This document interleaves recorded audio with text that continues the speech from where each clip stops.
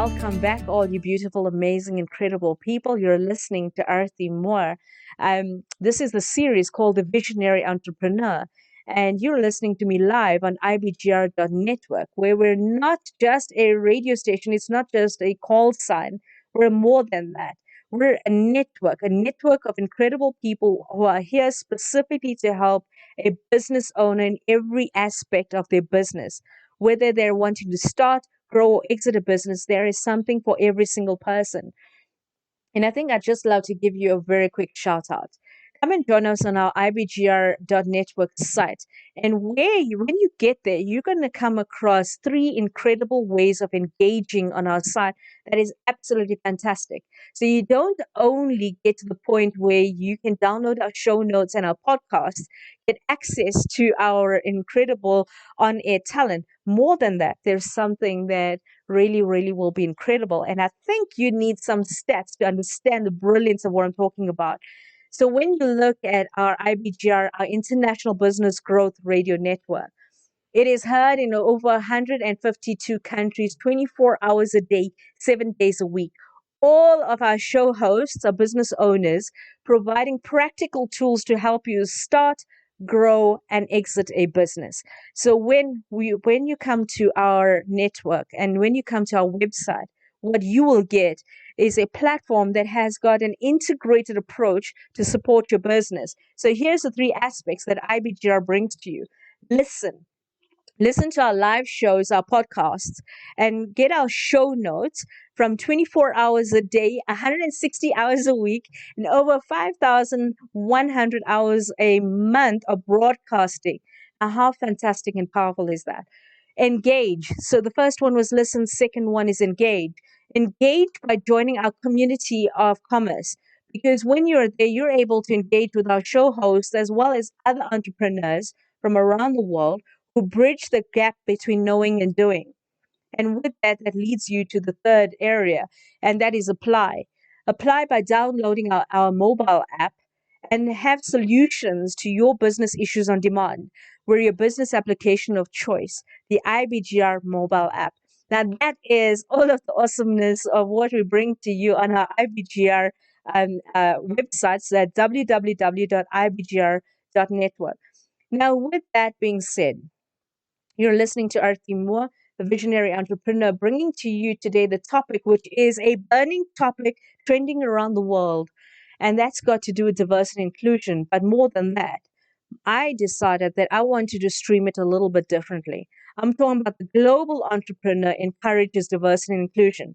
So wherever you're at, and for me as a business owner, understanding diversity and inclusion at a level where I realized it was all about the human experience.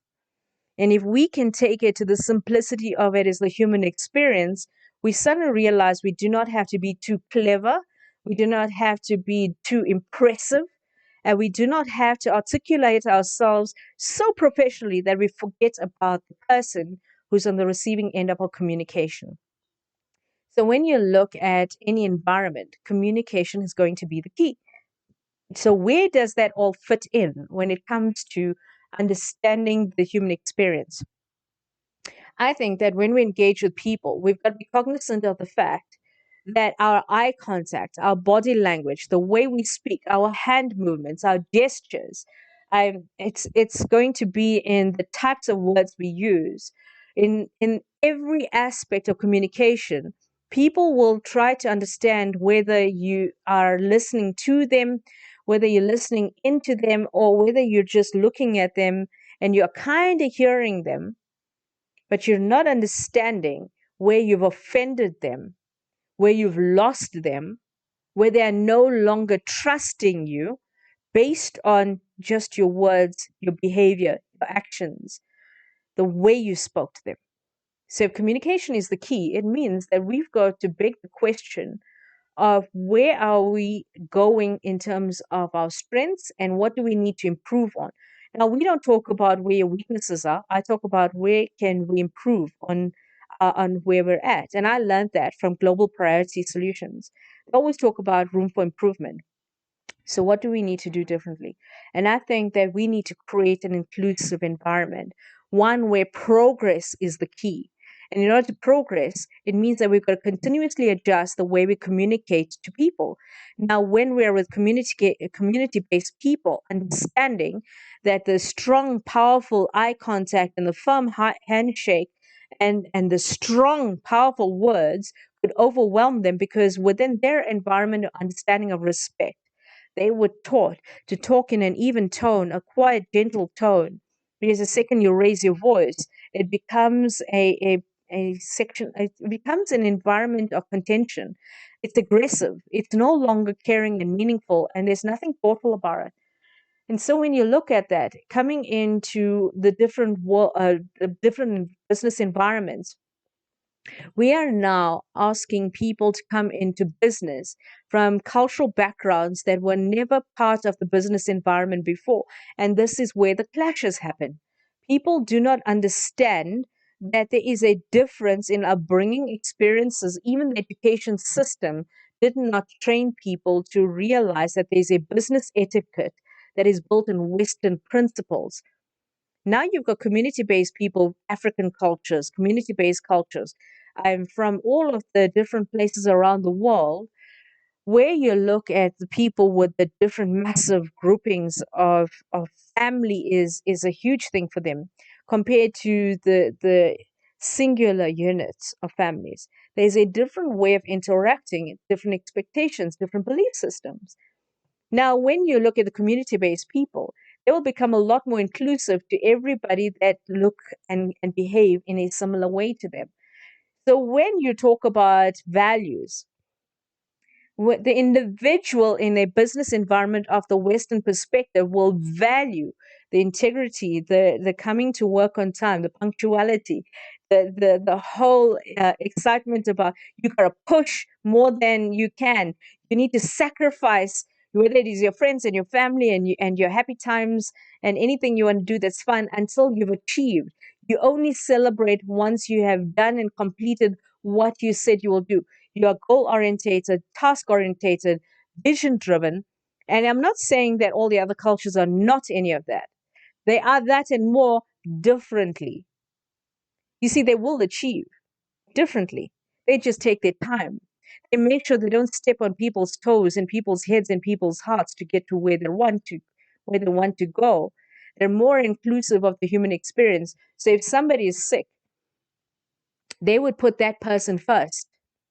And a lot of times people don't understand. They keep saying to me, how come these people do not come to work on time? How come these people take advantage of the system? Do these people not understand HR policies and procedures? They are breaking the rules. We need to take them for dismissals. We need to take them for hearings, disciplinary hearings, because they don't understand and they're breaking rules. Okay, whose rules? If the rules are not inclusive of the different cultures, the traditions, the wants and needs of the people in the environment, whose rules are they for? Is it only for the management team? Is it only for people who are of the Western background to understand this? Is this only for the business environment for people who are already business orientated? Or are you taking into consideration that you've got people with disabilities, people of different orientations, people of different cultures and religions and traditions, even with different gender roles? The responsibilities of women are totally different to men. That is a reality. It doesn't matter which way you sugarcoat it, it is a fact that women have got a lot more to do to create a lot more task lists and to-do lists than men normally do. Now, there are some men who already step up and understand the depth of this journey for ladies. But there are most people in the work environment that I'm interacting with who've got no clue and no respect for where women are coming from in their roles and their need to step up and to be more and to play at the equal level and footing of men who don't have that much to do in the home environment.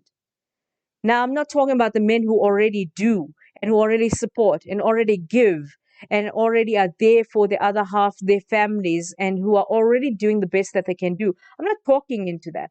I'm talking about the reality of just one person alone.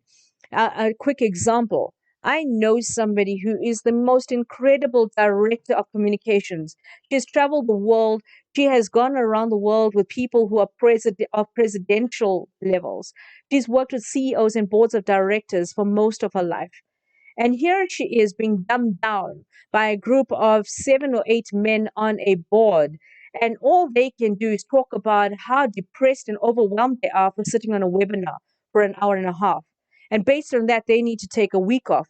But in their need to take a week off so that they can feel better about themselves, they very, very quickly just throw all responsibility to the woman and say to her, you've got nothing else to do. You step up, you learn these programs, you recreate for us. You need to work out what to do to help us to grow. At no point do they ever acknowledge it. Do they say thank you? There's no gratitude, no appreciation.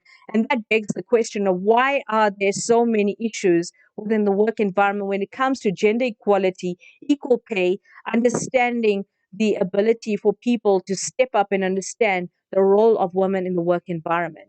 So maybe change your perspective that it's not always about you as a person looking at it from your perspective only. It's from both sides. And for many women, they don't realize that men are battling in their own levels, where ego and pride prevents them from saying, I am not coping. The emotional state of being of a lot of men is actually dumbing itself down to the point where we have got a higher increase and a higher rate of suicides amongst men because nobody's listening. And I need you to stop and start listening to each other. Stop making this about men versus women. And I know that next week in my next show, I'm going to be talking about ladies and gentlemen unite and collaborating for each other's success because I believe that together we will make a difference. And with that, I'm just going to sign out quickly from our show, from our radio station, and say I'm going to be back with you. We're taking a quick 2 to 3 minute break on our radio station.